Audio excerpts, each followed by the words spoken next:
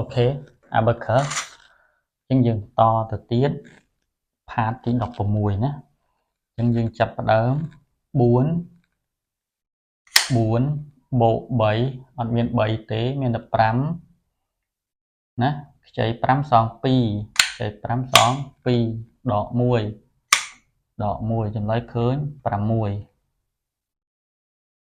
ឃើញ5 6អូខេតទៀត14 14បូក3អត់មាន3ខ្ចី5សង2ដក1ដក1ចម្លើយឃើញ15 1អូខេតទៀត2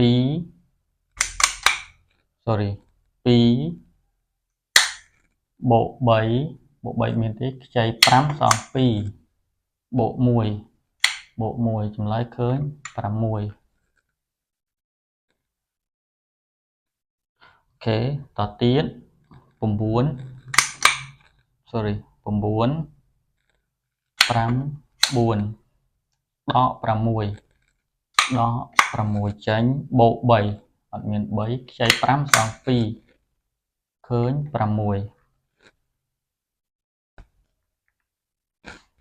14 14បូក3អត់មាន3ទេខ្ចី5សង2ដក2ដក2ចម្លើយឃើញ15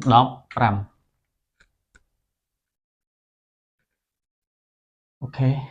ហ្នឹងសិន